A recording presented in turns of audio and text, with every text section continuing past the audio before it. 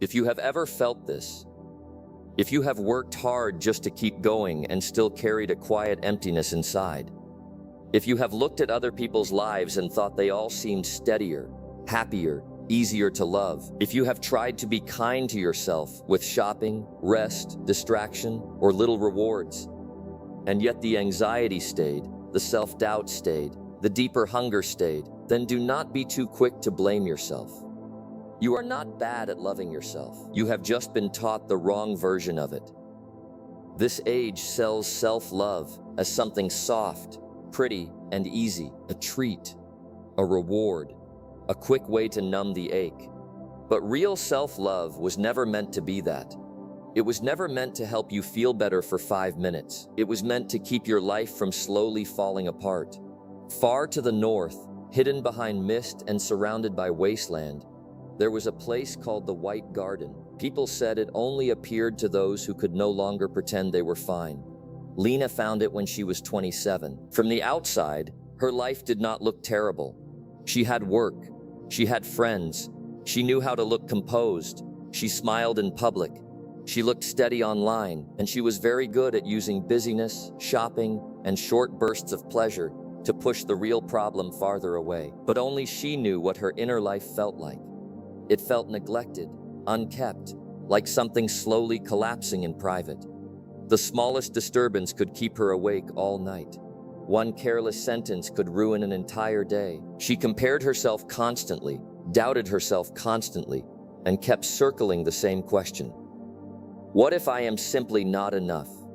One winter, after another sleepless night, she left the city and kept walking north until she found the White Garden. White walls, white paths, white glass houses, but it was not beautiful. It looked like something caught between ruin and rescue. Weeds, dead branches, cracked soil, broken frames. Lena stood at the entrance for a long time, and her first thought was simple. This place looks like me. That was when she heard footsteps. A man stepped out from behind one of the glass houses. He wore a dark coat and held a slender pruning blade in one hand. There was soil on his sleeves. His face was calm, sharp, and controlled. His name was Silas. He was the keeper of the White Garden. Lena asked him why the garden had ended up like this. Silas answered, "Because many people say they love a garden.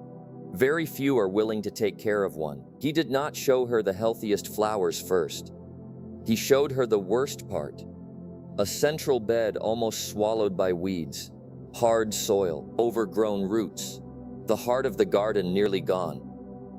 "If this were yours," he asked, "what would you do?" Lena did not answer, because the first thought that rose in her mind was this: maybe I should just accept it. But Silas crouched down and ripped a thick knot of weeds out of the ground, roots and all. "Many people confuse acceptance with abandonment," he said. "That is not love. That is neglect." He threw the weeds into an iron bin. If you love a garden, you do not lie down in the weeds and call that peace. You study the soil. You remove what does not belong. You choose what should grow. You water, you feed, you prune. And sometimes, if you really care, you have to be ruthless. For the first time, Lena understood something she had never fully seen. Real love does not contain only softness. It also contains discipline, judgment, responsibility. Then Silas looked at her and said, "Loving yourself is not indulging yourself. Loving yourself is taking over." That sentence went straight through her, because she suddenly saw what she had been doing all along. Waiting for life to soothe her, waiting for the world to make her feel better, waiting for relief to come from outside. She had treated herself like someone waiting to be pleased, but if she was the one person she would spend her whole life with, then she could not stay a disappointed guest inside herself. She had to become the one who took over the garden. The next day, Silas brought her to a wall of mirrors hidden deep inside the grounds. These mirrors did not flatter, they did not soften. They showed only what was there. Lena saw a tired face, a person running on emptiness, a person constantly pushing forward while quietly despising who she was becoming. And she saw what she never wanted to name: jealousy, fear, vanity, shame, envy, disgust with her own life. She wanted to look away. Silas stood behind her and said, "Do not hide. You do not have to like the truth, but you do have to let it exist." Lena asked if loving yourself really meant admitting how flawed you were. Silas said, "Loving yourself is not lying to yourself. It is stopping the fantasy version of you from humiliating the real one." He told her that much of suffering comes from carrying around an imaginary ideal, a version of the self that is more beautiful, more disciplined, more successful, more loved, and then using that fantasy every day to attack the actual person who is here. That is not growth. That is self-rejection with good branding. Real self-love begins with honesty. This is me. This is my real starting point. Lena did not become happy in front of that mirror, but she became honest, and honesty was the first solid thing she had built in years. On the third morning, Silas led her to the white stone stable at the edge of the garden. Inside was an aging gray horse, calm and well-kept, breathing steadily. "If this horse were priceless," Silas asked, "would you feed it garbage, deny it sleep, and run it until it broke?" "Of course not," Lena said, "and yet people do that to themselves every day." Then he showed her the weakest corners of the garden. The seeds were not the problem. The roots were starved. The channels were damaged. The soil was inflamed. "People are no different," he said. "A body in constant inflammation does not produce a peaceful mind. A sleep-deprived brain does not make wise decisions. A life built on junk, overstimulation, and neglect does not easily become a life of clarity." For the first time, Lena saw her years of coffee, sugar, exhaustion, and emotional chaos for what they were, not dedication. Neglect dressed up as effort. "Loving yourself does not begin with soothing your emotions," Silas said. "It begins with respecting your biology." From that day on, Lena understood something simple. Health is not decoration. It is the physical foundation of your inner life. After that, Silas took her into the library. At its center stood a bronze funnel. Every word, image, and sound that entered the room passed through it before falling into a basin below. Half the basin was clear. The other half was filled with dark fragments drifting through the water. "What do they look like?" he asked. "Anxiety," Lena said. Silas nodded. "This is the diet of the mind. What you feed it is what it becomes." Then he showed her where the fragments came from. Outrage, comparison, noise, mindless short videos, performed perfection, endless trend cycles, and then people wonder why they feel restless. He told her that real self-love means becoming the gatekeeper of your mind. You do not need to know everything. You do not need every trend. You do not need every room where noise is happening. Sometimes maturity looks like choosing not to know. Then he gave her a silver time ring. It glowed faintly every hour, not to tell the time, but to remind the wearer that life was being spent. Silas told her that time is the only truly non-renewable currency, and the way you spend it is the way you love yourself. Many people spend their lives doing what they hate, giving time to people they do not even want near them, and then casually calling it killing time. That is not leisure, Silas said. That is slow self-destruction. He told her to ask one question whenever something came toward her. Is this really worth a piece of my life? If the answer was no, she should refuse it.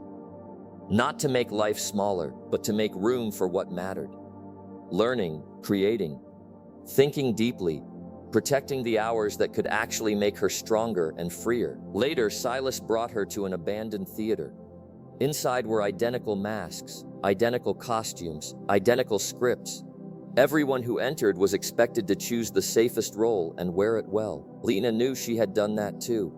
Silas picked up a cracked white mask and said, "Competition usually lives inside imitation.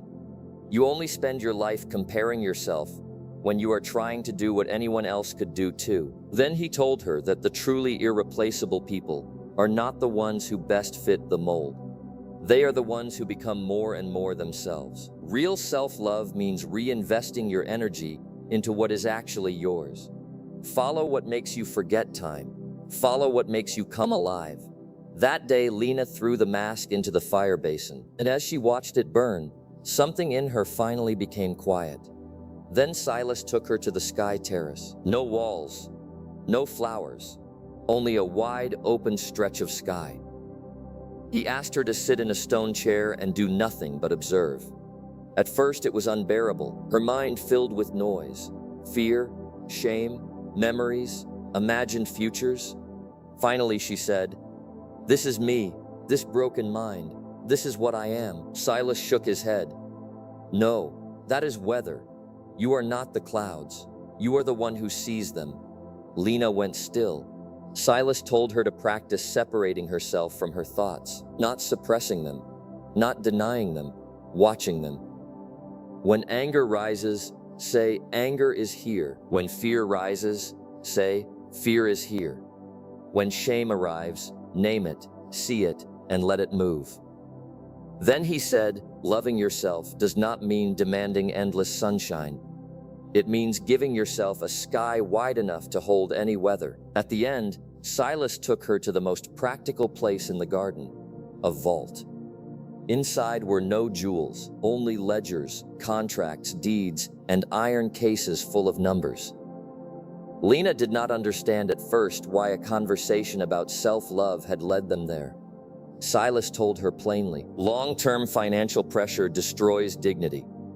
If a person has to survive in humiliation just to pay rent, if they have to endure disrespect just to stay afloat, deep self-respect becomes hard to protect. But loving yourself does not mean chasing luxury.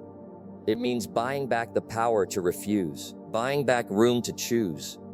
Earn not only for consumption, earn for freedom. Build skills that cannot easily be replaced. Create assets that keep working while you sleep. Build a life where one broken situation does not erase your dignity overnight. The final place was a long stone corridor. Along the wall were carved the failures of Lena's past. Bad decisions, embarrassing mistakes, everything she had used for years to attack the person she once was. Silas asked her to stop and look. Do not use the wisdom you have now to put the old version of you on trial. That person knew only what they knew. That person was carrying the age, the pain, and the limits they had at the time. Lena realized she had never truly forgiven herself. Silas told her that self-love also means knowing when to stop the loss. The past has already happened. Take the lesson. Do not keep living there. And then he said something even heavier. Stop complaining. Silas said that underneath complaint is the surrender of power. Every time you say it was all their fault, the world's fault, your past's fault, you are saying the same thing. I have no agency. But a person who truly loves themselves cannot remain forever in the role of the victim. No matter how bad the situation is, from this point forward, it is your responsibility. Not because you deserve blame, but because responsibility is how you take the pen back. That evening, Lena returned to the center of the White Garden. It was no longer the ruin she had first seen. Some soil was still rough. Some branches still needed cutting, but it was no longer abandoned. And at last, she understood. Loving yourself has never been a warm little slogan. It is not escape. It is not self-flattery. It is not giving yourself excuses. It is a lifelong construction project. It means facing reality, caring for the body, protecting what enters the mind, defending time, growing into your uniqueness, stepping back from your thoughts, building freedom, forgiving the past, taking responsibility for the future. And when a person begins to do this honestly, their love for others becomes cleaner too, because they no longer need control, jealousy, or dependence to fill what is missing inside them. They become like a well-kept garden, and what overflows from them is no longer desperation. It is love. On the day Lena left the White Garden, Silas did not walk her to the gate. He simply stood in the mist and watched her return to the world. After a few steps, she turned back and asked, "What if I still get tired? What if I still lose control? What if I still doubt myself?" Silas answered, "Then come back to the garden and keep tending it." Real love is not finished in one day. It is what happens after you take responsibility and refuse to abandon what is yours. Lena looked at the White Garden one last time. And suddenly she understood that what she truly needed to learn was not how to like herself. It was how to take responsibility for herself. The mist began to thin. The light beyond the wasteland was getting brighter, and for the first time she walked forward not by borrowing worth from other people's eyes, but by following strength rising inside her. Because she finally understood this, real happiness is never something the outside world pours into you. It begins the moment you learn to care for yourself well enough. That light starts spilling outward on its own.